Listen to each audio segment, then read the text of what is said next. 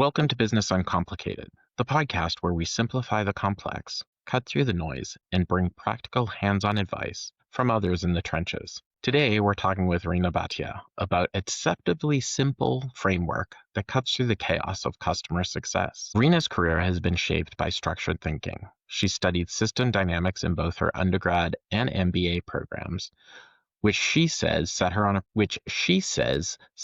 a path of approaching problems through frameworks. From consulting to successive roles at Salesforce and Asana, her career has run the gamut, with the sole focus of putting the customer at the center of everything we do. In this conversation, she's going to walk us through her four-box framework, where up and to the right is really the strategic difference that makes your customers successful. Looking at plotting activities that your team does against what is actually strategic and necessary from the customer's point of view, not yours. We'll dig into how to run the exercise with your team, why most health scores are fundamentally flawed, and what should get automated versus eliminated entirely, and how AI can become far more powerful when you have this structure in place first. If you're on a transformational journey, implementing AI, or just need to streamline your organization, this podcast is for you.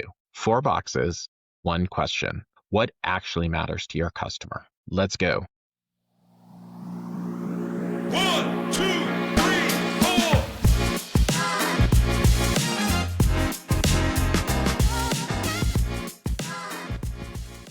Reena, welcome to Business Uncomplicated. How are you doing today? I'm great. Thanks for having me. I'm excited to have this conversation. Yeah, we're glad to have you. Before we jump into the conversation, because I think this is a really interesting conversation for a lot of reasons. I think nowadays AI is sucking all the air out of the room. And I think that a lot of people are focused on the technology. And what we really want to talk about today is a framework that actually helps that technology be more successful. And I don't think there's a lot of that conversation going on. And so I'm excited for you to kind of share and impart the framework that you've been using and working on with clients, and how that actually is the true accelerator, I think, to success. I'm just saying that, I think with anything is if you can ask structured questions, if you can create things, and I'm a frameworks person. I like to set things up in frameworks. So when you ask them structurally, you kind of get more interesting outcomes. Before we jump in, Reena, I just want to introduce you and give a little bit about your background for the folks listening. I am Reena Bhatia. I have been in customer success for quite a few years. To give you a quick overview of my background, I did consulting when I was younger, moved into this. I went to business school for my MBA, and then I moved and I focused a lot on system dynamics on both my undergrad and my grad. So that shaped a lot of what sets me along this path of wanting to think things through structurally. I went to Salesforce for 12 years post MBA school, and I was in sales for the first 8 years, running a value team for 4 years. And then I ran an innovation team called Ignite, which really we were going with customers to kind of look at what's the art of the possible. And then I moved into internal strategy, ran a strategy for industries, and then moved into running strategy for customer success. And that's where I met you, Rich, also. So that was great. And we had a good time working together. And then I moved on to Asana, where I ran customer success for Americas. And now I'm consulting and working with different clients on how to accelerate and how do I take all this, not just customer success work, but also being very data-driven, value-driven, innovation. So all the design thinking work that I learned during that innovation time. How do we take that and package that up to be what the customers want? Because ultimately it's customer success is about where that's what gets me excited about customer success, is it really is. Customers should be in their success zone 80% of their time when they are working with me. It should only be selling to them a little bit. And then it's how do I use it and what do I get value? Yeah. And we had John DeRocher and Shane Hughes, who you obviously know very well.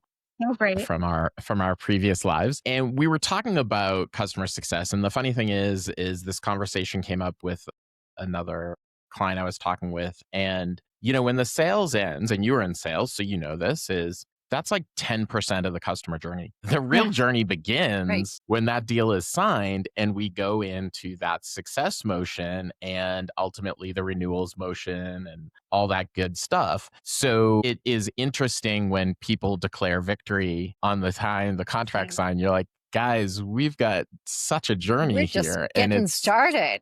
just getting started. So having this post-sales, framework is really important, not only for the success of the client, as you point out, but the success of the employees that are trying to execute on behalf of those clients. So I loved when we started talking about this, the whole notion of up and to the right. As soon as you said that about the framework, I was like, you already see the visual, right? You know the magic 4 quadrants, and you're like, oh yeah, that makes sense. Up and to the right, that's where I want to be. So talk to us a little bit about the framework itself and the quadrants and why those quadrants are important and how the framework actually gets applied. Yeah. I had a leader ask me, how do you get your organization? How do we get customers up and to the right? And I'm like, what does that mean? And it's a great visual in your head. Like, what is up? But like up and to the right, we need to move up and to the right. And, everybody will think, you're like, that's what we all need to go to. But what does that mean? How do I get to a 2x2 that gets me up and to the right? I'm like, what do you mean by that? I don't know. You guys figure it out. And so what we came up with that really helped us solidify what should we be doing. That's where I was trying to get to is like, okay, when you say what takes us up to the right, one, you have to think about who is it up and to the right. So when you said that about sales, when we celebrate the sale, the company celebrates the sale because that's the moment of revenue. And that takes your internal company actually up and to the right because the revenue is now booked. And guess what? Wall Street cares about the revenue. Our stock price is determined by their revenue. Everything is sort of that revenue feed. Customers, what is there up and to the right? Is value, right? Like I'm getting value off of this thing. Something is happening so the framework has to, one, take the empathy of the customer and not the internal team in order to really provide what customer success needs to accomplish, which is value to the customer. So then you think about what's up and to the right to the customer. And for me, I think every situation changes the 2x2. But in this scenario, I'm talking about what's the customer's right, what the team, we brainstormed with the team and we're like, what would we put on our 2x2 things? So here, what we did was what was strategic and not strategic that we do, and then what is necessary and unnecessary. So that was like our 2 quadrants. So you can think up and to the right is strategic things that are necessary from the customer's viewpoint. And then you can think about a lot of things that we do that might not be necessary from a customer's viewpoint, but we kind of think, oh, it has to happen. So how do you change it and flip the script from our customer, who's the one that's interacting to you? So a good example would be is a welcome call. Every customer, when you get a new customer, they get signed, you do a welcome call with the customer. Where would you put it from a strategic to unstrategic and necessary to unnecessary? It might be necessary because they need to know who the CSM is, but it might actually be unnecessary because you could write an email. Right. You don't Totally need to have different it over the phone. view of looking at the activities. Yeah. Yeah. So, and then we can talk to customers and go, hey, what do you think about that welcome call? Is it necessary? Like, do you feel like you have to have a hello? I just finished talking to sales and now I'm talking to you, a welcome? Or do you want something out of that call more than just a welcome and an intro? And so those are the things where you start saying, okay, now what are all the jobs to be done that we do? And what I did with my team is we physically wrote them down on Post-it notes at an offsite. I think this is like one of the offsites I've gotten the most stuff out of.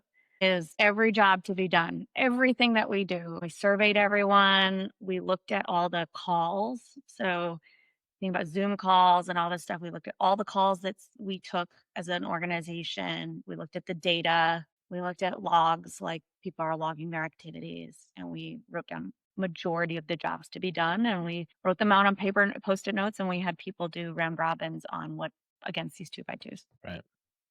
So when you broke it down and simplified it, when you broke down and simplified it, I'm wondering what was the reaction from leadership in particular, because it probably turned some things up on its head. Yeah. there was a couple of things that we noticed. One is that just by doing jobs to be done, you realize how much you actually do and how much you don't do and how much you say you do, but you don't actually do. So in that particular, we were doing this one type of call over and over and over again. And I was like, okay, well, that's really interesting. It was like a teaching call, like a lot of training that we were doing. I'm like, but we have a training department that sits in marketing, but we're doing the training calls. And so that was like, I think the aha moments, like we just wrote down the aha moments. We kind of like accepted that they were there. We accepted what quadrant we put them in. But actually, the next thing that we wanted to do beyond then putting everything that we were doing in the quadrants is then putting them into where we want to be. So it was like where we are and where we want to be. Right. And then what we presented back to leadership was where we want to be. I mean, I didn't open up the kimono to everything that was wrong because everybody knew something was wrong, right? So I was like, it was not my job to sit there and tell everybody, like, look, we were doing all this stuff wrong. What my job was to do is to say, where are we going and how are we going to get there? And be very like step by step about that and say, these are the things we're going to let go, which this exercise allowed me to figure out, well, what are we going to let go? And by the way, everybody in the team doing it together made everybody also excited about letting go things, right? Like if you walked in, you said, well, we're not going to do this anymore. And they're like, a welcome call. We have to do a welcome call. Right. Everybody gets to the conclusion together. Right. Right. A little more powerful. Well, and that's an interesting point because we talked about that as well, the silos that created within organizations, right? And I think this speaks a lot to those necessary and unnecessary tasks, right? So, hey, some organization determines, hey, this is the most valuable way we engage with customers. And another one says, well, this is what we do. And then when you really overlay them and look at them holistically, you're like, no one's getting value out of those though. And it's just really your perspective. And when you have that larger viewpoint of the customer in the middle, obviously, you do get that different thought process around, well, really, how this is taking 5 more days than it needs to, or this is not really producing a result. So when you looked at those tasks that were unnecessary and necessary, did anything play into it? So was it, hey, a necessary task has to have a specific outcome versus an unnecessary task, doesn't add any value? Like, were there rules of engagement around how you determined necessary versus unnecessary? No, we let people make that decision, but their framework has to be the customer. It would be even more interesting is to bring in a customer in the room when you're doing this exercise. Yes, it would. Right? If you have a trusted customer, which almost every company does. Yeah. They're likely to say, hey, I didn't even know you did this stuff in the background, or that's when the real impact starts to come in, right? Yeah, but I mean, you can like walk in and ask, even if you ask a customer, what things do we do that are super necessary? Like you think that like we really need to do these things. And then and I think that's important is to frame what viewpoint you're coming in from with an exercise like this. So everybody has that viewpoint, then you can have that conversation. Now, Rich, there were a lot of conversations back and forth on, I think this is necessary and I don't think it's necessary to do. And with the AI conversation, we can get to this later, as the AI conversations makes them a lot more interesting, right? Right. But we did determine a few things that like, well, maybe we're doubling up on this stuff, that we're doing it and training is doing it. So how do we make training stronger? And that was something that we started doing, was through the work of this exercise, it kind of brought up this idea that maybe we need a welcome call that we send all customers to that kind of gives them an overview of training that's happening. And then also the other thing is bringing in people cross-functionally. So we brought in like SC leaders and sales leaders also when we went through this, like 1 or 2 people that were coming in from other departments, our training department, our marketing. We invited a smattering of cross-functional teams so that they're like, oh, we do that as well, or we don't do that. I don't know why you do that. Or, oh, you do that. That's fantastic. Right. Right. There's always goodness too. Nice. Nice. What's the most surprising thing do you think that comes out of that exercise? Is it we're doing too much? Is it what are the surprises you typically see?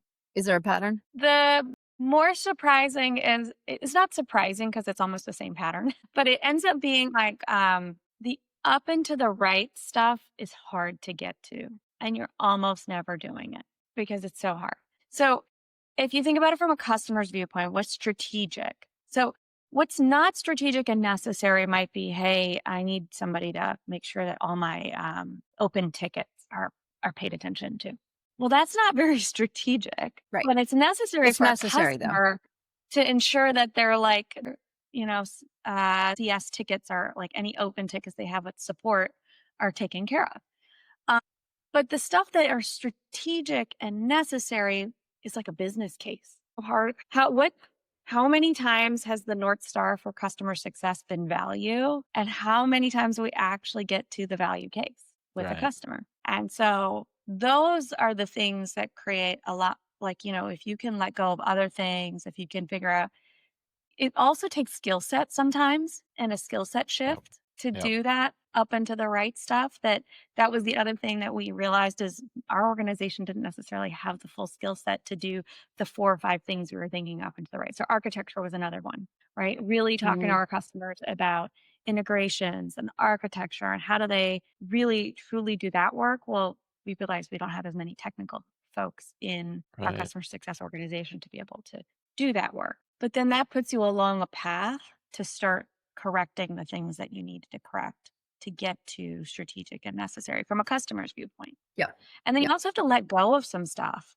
You know, the stuff that surprises a lot of people that maybe the leadership doesn't necessarily get surprised at, but sometimes, like first line managers do, is how much unnecessary and not strategic work that's being done. Yeah. When So you talk a lot about the customer. Obviously, the company plays a big role. And so there are company goals. So maybe, obviously, we know that Salesforce has always been considered kind of the founder of customer success in the SaaS world, right? And of course, they moved to a monetization model pretty early on within the success organization to Premier and the success tiers, but each organization is kind of on their own journey as well. Some are monetizing, some are cost cutting, some are looking at renewals because renewals aren't going well and they need to get renewals because that needs to start 6 months or 9 months before. So how do you balance the company goal, because you talked about obviously upskilling people, there's a cost there, there's also a shift to the customer needs, right? So we're trying to add value to a customer, or we're trying to monetize the service. We're trying to upskill our team, right? So there's this great intersection of all these needs and wants, both on the company side and the customer side. So how did you balance that in that framework? Yeah, and the few other things that you didn't mention that I've heard is, people have growth goals, so they want the product to be grown through their customer success organization. Right. Product feedback and product acceptance, all the, training that they need to do for product, and then again, the support tickets and following. There's just so much, right? I think customer success, that's the hardest part about customer success is that it is because it's like 80-90% of the time that a customer should be in it. It can be anything if it's not defined. So defining what it is that's important to you as a company to accomplish for this organization, like what are the success criteria for the company for success? And it's usually we just want our customers to be happy, or we want to stop. It could be as simple as the complaints that go up to the CEO. And if there's a lot of them, then customer success is not necessarily doing, but it doesn't look at it holistically, right? And so I think part of customer success's job is to work with the company, the internal company, and to define the goal and to really start with what's up and to the right. What does up and to the right mean to you as a company, right? Right. Right. And it can't be all of it. You can't have one organization be responsible for, like, solely responsible for the retention, the product adoption, all of the above, right? Right. So it can't be one. It will never be one because the customer's in that space for a long time. But it can be important to have that conversation and lead from the front of that conversation of what are the most important metrics. Onboarding is another one, like first 90 days. I just worked with a company that was super focused on the first 90 days. And so if you get the first 90 days right, then you're, hopefully their customers are on a journey. And monetizing it is another one. Can they sell customer Right. success? Can they sell professional services Right. as Right. well? They all take different That, skill sets too. yeah, so Yeah. it's interesting because I think we've all seen over the course of our careers the importance of different organizations within a company. Do you feel, based on all the things you just said, that CEOs actually value of CS as the way you just described that relationship to the rest of the company? I think every CEO is different. So I cannot Politically, group them politically together. correct He's a consultant. answer. Yeah, I'm in, No, but it's true. every CEO is different. Yeah. Have worked with CEOs that have valued customer success. They just don't know what to do with the organization, right? It doesn't mean Right. that they don't value customers. Almost every CEO I have worked with, I will caveat almost, cares about their customers deeply. They like really care about their customers, right? Absolutely. Many of them see the necessity of customer success, but they, just like I just said, they can be anything to everyone. If it's not defined on what it is a customer success organization is doing, it is very hard to say that this organization is accomplishing this thing. Hmm. Because honestly, even a success organization, if like, let's think about retention as the base goal. Even as a success organization, you know that your sales organization sets up the retention early on. What's in the contract, how have they sold it to the customer, how is the product, and then the product organization really matters. Does the product work really well? Is it giving the customers what they need? So do we sell them what they need, and is it doing what they need? And in the end, a customer success organization can help with retention, but they can't be the sole, like the job of retention. It's very hard to say it can solely be on the shoulders of customer Right. success. So you can look at activities that you can do, like you said, engaging at least 6 months before the renewal. We know that that makes a difference with the customers. We know that probably onboarding the customer really, really well will make a difference with the customer. So you can you can do activities that can help drive it. You're also responsible to then go back to those two other organizations and say, hey, these two things are not working. Maybe the way that you're selling is not setting customers up for success. Or maybe the things in the contract are, hindering us at the renewal time zone. Product, So if you're the owner of renewal, then that CEO needs to set it up in a system of saying, you're the owner, customer success can be the owner of the renewal, but they have to listen to the feedback coming back from those customers to make the whole cycle, the whole system work well to pull that retention number. which which I think leads into the discussion around analytics and how analytics are used across companies, especially in customer success. I mean, we went on this journey, of the health score, right? Health score became really Yeah. important, pulling in all the I spent a different lot of time factors on of the that company, healthcare with right? you, Rich. Right, right. So what does the health score really mean, right? Like, is the customer healthy or not, right? And is that an indicator of they'll renew, that their CSAT is good, that they're a happy customer that's going to refer you, and all those good things happy customers do, right? Um, and do we I mean, I guess the question really is, first, do we really just drown ourselves in KPIs and customer success and really are still not getting to the root of what drives what? And so if we think of the four box, are there guiding KPIs or principles that you absolutely, like, here's the baseline, guys, and if you don't even go beyond the baseline, you're good. But Yeah. I use a bit of a different framework for health scores, honestly. mm, But let me do I'll go back to the four box with data, and then we can talk about health scores. From a data perspective, go back to the four box, and the four box is meant to be from the customer's viewpoint and not from our internal. So when you say we're drowning in data, a lot of times we're drowning in data from our viewpoint because we're trying to analyze it from the internal out versus the customer viewpoint. So what's strategic and what's necessary? That's your up and to the right. So what data would a customer say is strategic and necessary, and what's not strategic but necessary? And those should be where your data points land from a customer viewpoint, because that's who's going to renew in the end. It's a perception game, honestly. I don't know. Like, I've been involved in so many renewals, and sometimes you're like, well, this customer's not even using this platform. Like, they're not going to renew. And all of a sudden the check comes in, and you're like, whoa, they just renewed. And then you get the other viewpoint of it, and it's like, this customer is like using this, they're like basing their whole business on this, and all of a sudden you have a renewal that's not like coming in, and you're like, what is going on? And it's because we haven't looked at it from the customer's viewpoint. Part of what's going on is the buyer changed. The buyer is in Hmm. IT and not in the person who's using it. And so one of your metrics needs to be, have you talked to the buyer? And that's not a metric that sits in your back end systems, Right, but it right. is No. actually a scorecard it with our teams. And I say, okay, well, is there integrations? Because we know integrations make you stickier. If Right. this system is easy to rip out because it's not connected to anything else, Right. then it's Yeah. not strategic. It's just something that's hanging out there. Even though you think they're running the whole business off of it, they can just rip it out and put something else in and run their whole business off of it. So is it really truly strategic? And if it is, if that's an important marker, then it should be a data point that you use to understand the customer and understand. So that's where I would take the framework and say, what data do we need is from the customer's viewpoint, from the perspective of the customer. And if renewal is the most important thing, and now think about like, is it renewal? What's your goal? Renewal? Is it Right. growth?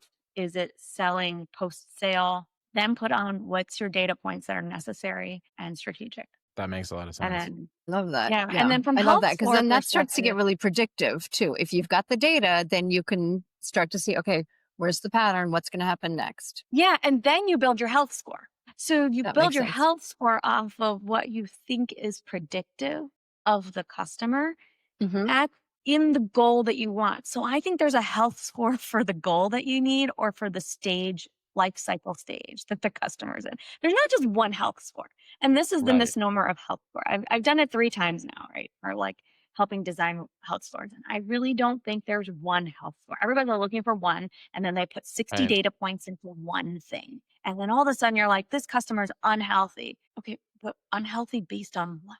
What's Right. the Right. measure of health? Because we've diluted the health score in such a way that it's not Yeah, yielding. Well, yeah. in the early days of Interesting. Salesforce, Very interesting perspective. yeah, in the early days of Salesforce, so I was a customer when I was at Dell, and every quarter the CSM would come with the report, and we were flaming red in adoption. They're like, "Well, people aren't using it." So hold up.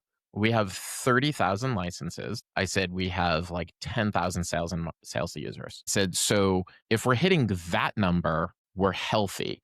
The other people are marketing or support people. They're people who aren't in the system every day and have no purpose for being in the system.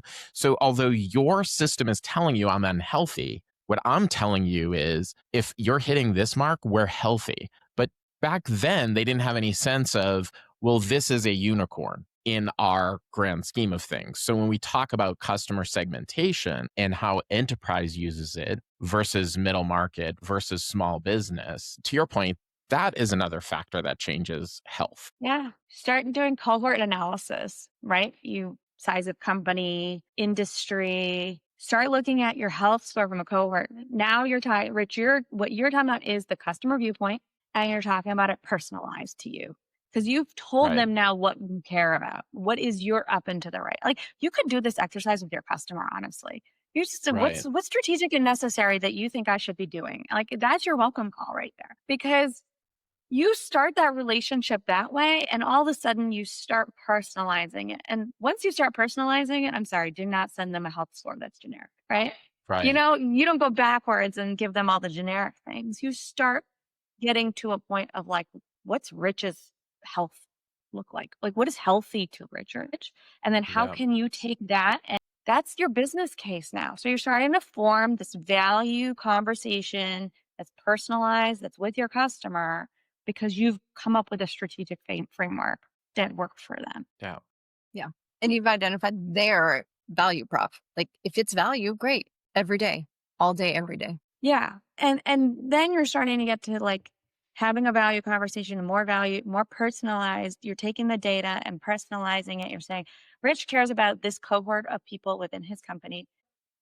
I would say, yeah, you could start looking at enterprise and say, most of my enterprise customers use about 20% of their licenses. Right. And say, okay, if they're at 20% and they're at this cohort and if they're high tech, they're more savvy on certain things. And so maybe they're now high tech is hovering around 15. Now, how do I get high tech from 15 to 20? would be a great conversation because now you're starting to Right. move that. So that's like a, and then one of the things I start thinking about is how do you get from the like individual company to the portfolio, then to the cohort, then, and up the chain, but then keeping the structure of your framework, not just going again, getting lost in all this information. If you keep it, like if you keep yourself on like a path to continue structured work, structured thinking. Yeah. The idea around the segmentation and the framework. So do you think, or in your experience, have you found that the delta between the segments are are large, or is it like a 2 millimeter shift that you'd make between, digital to middle market to enterprise? From like which companies From would the be customer's like. perspective, whether it's KPIs or whether it's the necessary or unnecessary strategic versus tactical work. So it is actually, I think industries are more like similar and size of Hmm. company is more similar. I don't find very much more difference beyond that on whether they're happy with the type of interactions or not, or the jobs that we do. Like, I find that that's where the data starts like really kind of shifting more like industries, for example, the way a hospital system might use your product, right, could be very different because there you have hospital workers, you have people coming in and you have part-time, you have full-time, very different from a tech company where most workers are full-time and most workers are cohorted into marketing and sales and post sales, right? And so you have shift workers that come in at night, they come in the morning, about how they're using it, when they're using it. They might share a login for something, just a different pattern of work and the type of people working, right? So we talked a lot about data. And of course, that's the fuel we talk about for AI. So if we move into this AI conversation, you've talked about a bunch of different data points that you're plotting customers, these necessary, unnecessary, strategic versus tactical, what are the customer metrics? What are the company metrics? As AI has become more prominent in the work you've been doing, have you seen that accelerate the value of the framework, make the framework become more necessary than ever before because this technology is allowing maybe a more rapid analysis of multiple data points? Or like, I guess, give me your thought how AI stands for you now and how you think maybe this helps leapfrog the use of AI in a more productive manner. Yeah. That's a great question. I think there's a couple of things that where I see AI come in and using a framework makes it stronger, I think, of an outcome. The one thing I've noticed within the workflow today is that CSMs will use AI like just to help automate parts of their jobs, right? But it's not consistent and it's not using a strategy, I feel like. It is very like, okay, how can I use it to write an email? Hodgepodge for Yeah, task and or get something faster or analyze this company. And I mean, quite honestly, sometimes that's how I use it too, right? Like, give me the Porter's five forces of blah, blah, blah, right. whatever company I'm going to But go is it talk to. helping us meet those big goals? Yeah. But does it help you understand? So, one thing you could do is use AI for jobs to be done, right? You could start your jobs to be done list. What are all the jobs? Like, you could pump in all this information that, remember, I had everybody do. I had everyone look at the Zoom calls. I looked at this and that. Like, I looked at all the things that would give me information about what stuff we do. You could probably create that list a lot quicker than 2 weeks that we took to go interview all the CSMs to find all that information out. And that would be a great use of AI in the first place. What is everything that we do and categorize it and put it into. Now, if you asked it to put it into necessary, unnecessary, and strategic and non-strategic, I think you lose a little bit of your thinking of an organization to think about what's strategic and what's necessary, right? But you could ask for empathy points from a customer. You can go and find out all of the NPS responses that you've gotten or any of the feedback you've gotten from customers. You can have them scrape your website for feedback they've seen from the customers. You can look at patterns of like when do they engage and when do they not engage. That is where I would use AI to get the customer viewpoint of something and start understanding if you have even transcripts, right? Zoom transcripts that when you've had customer success Zoom transmit, give me anytime a customer gives you feedback on the type of work that you're doing. That's all great data points to say, okay, what is the customer thinking about what we're doing? And so those The are the areas I would think about using AI to start with, like, how do you get a framework done like this? And then once you know what's necessary, unnecessary, you might want to use the things that you think are up and to the right and start analyzing, what is my plan to get to this organization? What are the things I need to think about upskilling for? Right. Right.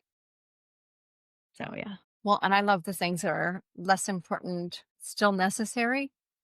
Dude, ship those out to AI as fast as possible. Yeah, that's the other piece. Yeah, Andy, thanks for bringing that up. Yeah, that's the other piece is, like, how do you take the work that you don't necessarily, let's go back to that welcome Right. call, It's not the high right? impact. If it's not high impact, then Yeah. yeah, Can you get how do we every take that single off our deal that plates as much closes as to automatically run a welcome email? And then that welcome email introduces the AE right or the CSM right away. And then it gives all the Calendly links for the CSM when they're available to have the first call. All that, like, you just now had some stuff happen where the CSM has not even gotten involved. They all of a sudden know that this customer's in their portfolio and they're prepping for it, but they're not necessarily doing all that work effort. So I think there's, like, automation in the workflow. That's, like, the first part of it I think about. And then the next part I think about is, like, how do we take the CSM and elevate them um, to be beyond? And that's their value cases and things like that, that they can work with AI. But first, you have to get the automation off the plate to give them space. right? Right. How so we talk about human in the loop, human out of the loop. That's the new jargon.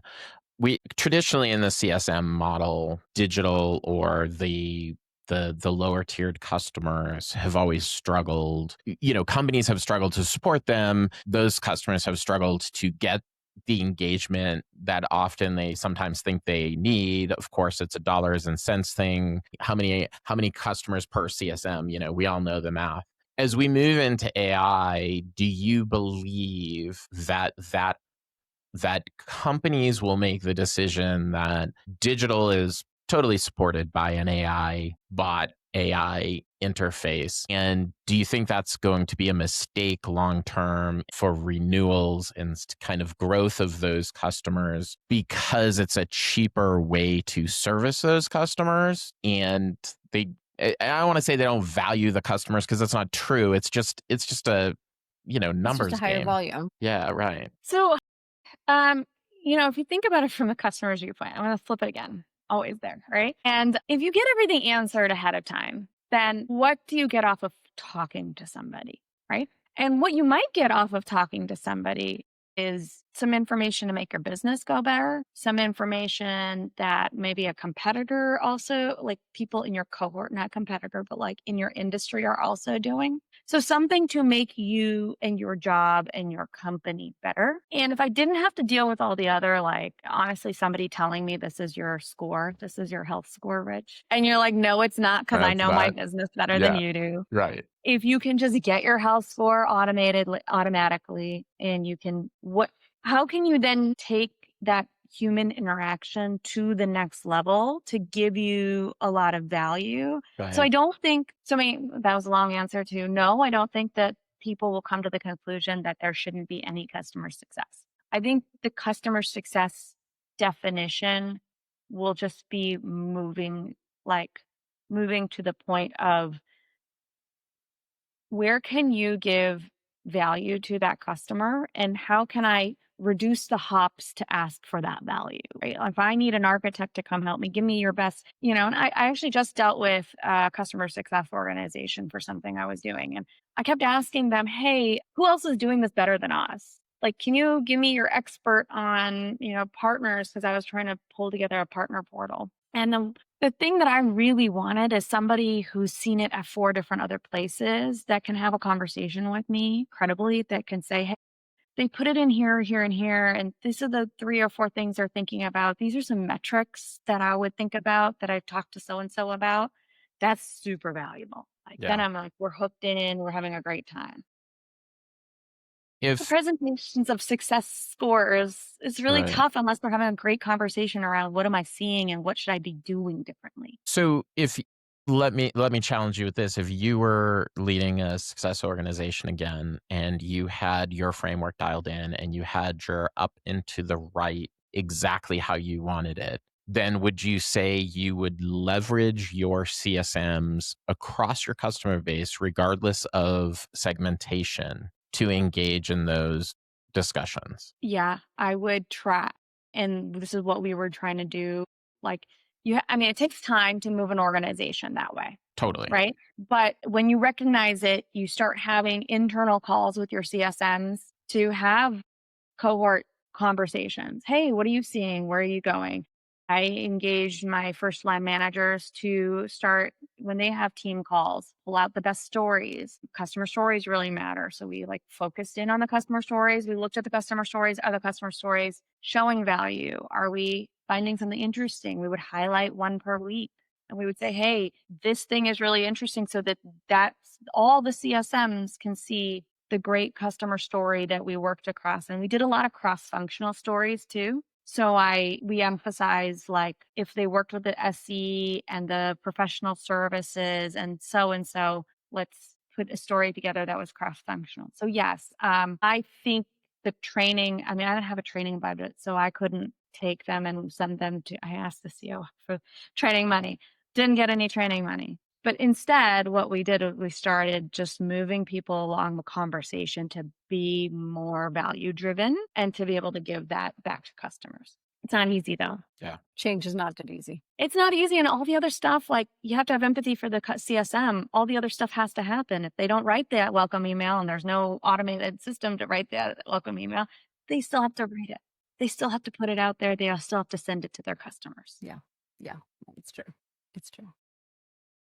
Sorry, I'm harping on this welcome email. It's the one tangible thing that everybody can understand. Yeah. Welcome, But we always welcome find that we email. always find those things. Absolutely.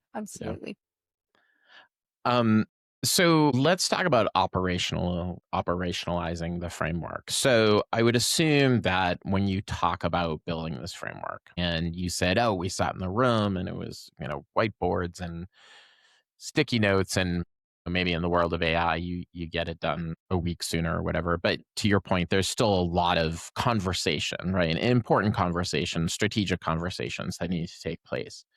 How often do you revisit the framework? I mean, so you get the framework done once. You say, guys, we believe these are unnecessary tasks and we're either going to automate them, or as we've talked about before, don't do them at all, guys. Like, it's not even a matter of maybe automating something.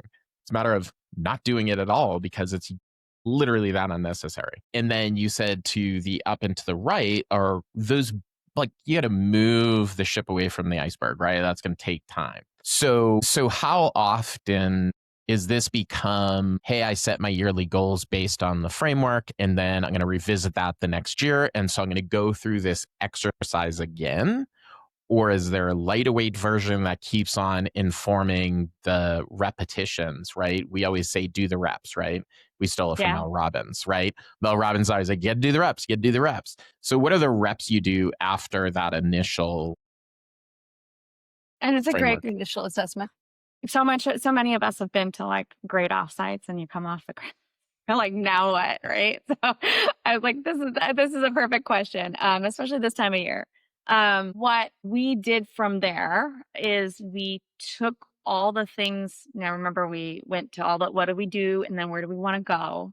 And then we took all of that and we said, okay, now how should we interact? Because we had multiple teams. Because we didn't actually say jobs to be done, who has to do them. We just said these are the jobs that have to get done. And then we took those sticky notes and we eventually said, okay, which teams need to do these different work that needs to happen. So it wasn't all on the CSM. Right?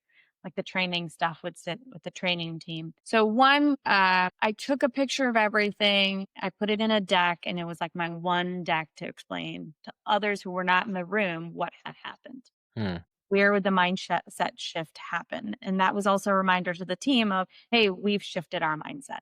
We all agreed we're now moving this way. But you're right. it needs to then turn from a strategic to a tactical plan to implement. And for us, the tactical plan to implement was at the end of setting it on where do we want to go, we picked a few things that we wanted to fix before we picked all 8. Like say there was 8. I'm just making up the number now. If there was 8 things we knew we needed to go do, we picked 3 to start with for the year for planning. And we put the other 5 on sort of parking lot. But we kept a deck. And I'm a big believer in one deck and not 15 million decks. So I keep one like planning deck for the year. This is what our plan is, and I present that same thing to all my business partners. And I actually, one thing I learned from Salesforce is that you get certified on the deck and you Right. present that over and over again, and everybody's speaking the same language. And so my directs are also then not certified, but that's the first place we present it. And then they present it back and they present it to their teams. This is what we did at the offsite.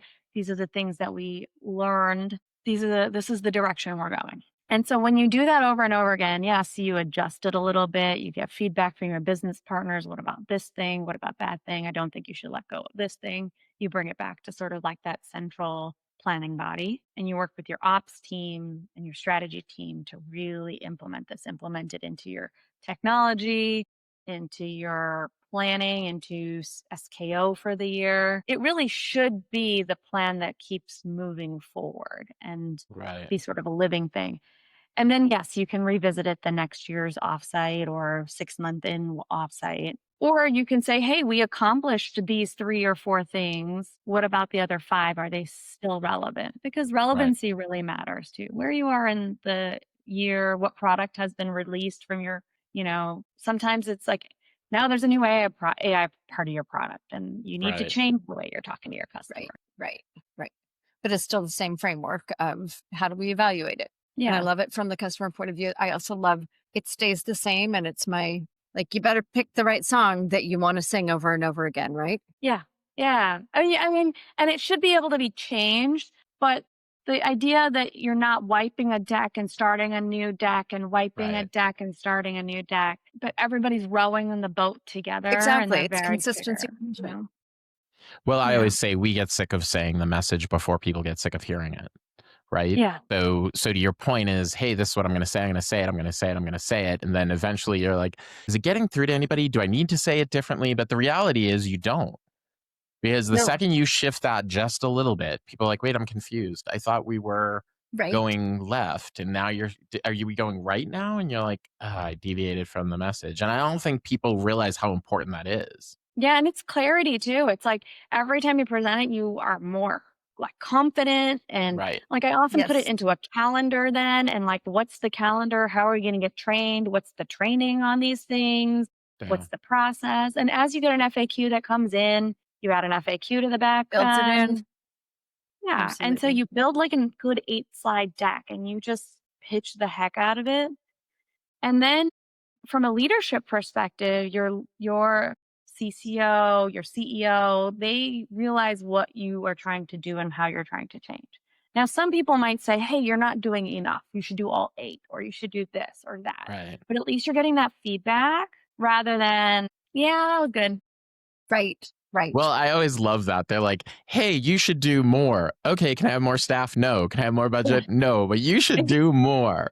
True. Awesome. True. So if I'm a CS leader and I want to do this, because I think this has so much relevance to so many, I'm thinking about how do I use this? It has so much relevance to so many different areas of the business. I'm wondering what's the first step that you would recommend that CS leaders do in order to get on this trajectory of moving up and to the right? Well, step 1's jobs to be done. What are the things you do today? Ensure you understand what your organization does. And if you have like if you have a scaled organization, if you have a digital organization, you do different jobs to be done. And then you also, we actually went pretty detailed on this and we looked at how many people do that same job. So sometimes your professional services also does a welcome call and you do a welcome call and somebody else does a welcome call. Think about the customer's perspective of, That's a great idea to look at it. all Yeah. right. Through the different. So I always start with that, the understanding of your organization, but like, don't say, I know what my organization does. Actually, like, get it written down. Get it down. Yeah. Then I think understand what is your 2 by 2? What's your up and to the right? For me, it was the strategic necessary, and that's a really easy start point. But then there was other points where I've changed that 2 by 2 as to what are the most important dimensions. Okay. And that's where I would start. And then either map it out yourself or really get your leaders involved. And that's so they get buy-in. Yeah. Yeah. But I mean, Yeah. we talk a lot about digital transformations. We've all been through them, and 70% of them fail because of you know they don't get alignment, they don't get the right things. And what I love about this conversation and good framework is it really does structure the conversation. And what you've walked us through is not only like how you're going to start it, but how you operationalize it, which I think is the piece people miss. I think to your point, they go to the offsite. They have a really great time. It's this rah, rah, rah. And in the era of post COVID, where travel doesn't happen as much and budgets are slashed and people are remote, I think we've missed that connection point to actually physically being in person, doing that whiteboarding exercise and having those conversations. Because I do think a lot of those strategic conversations happen organically, and over a Zoom call, they just don't seem to happen. But to your point, it's like when we walk out of that room, you are going now to be in, Atlanta, and I'm going to be in New York, and somebody else is going to be over here. Having that operational plan and how you laid that out just brings to light why these transformations fail. They don't really do that step well, I think. Yeah, I think as a leader, it's my responsibility if I'm bringing everybody together to not just like go out to drinks. It's really important to know each other and like Right. each other. And I love building teams that like each other. Like I'm a social person too, Rich. You have been out with me before, but I think to do the work when you have the time together. So that was one of the things that when I went through design thinking training, I really learned it, like how to build a workshop, how to put time and effort into like making sure the workshop is like, because that time together is so precious. Right. And like you said, it doesn't happen as much anymore. That stretching that budget to the level that you need to stretch it to, and then people not feeling like, I think about it in 2 months, will they feel like they didn't know what happened there and they don't see any output of what they saw, That's right? the one And Right. thing. so Yep. as a leader, it's Exactly. my responsibility to like show them, tell them, and show them again.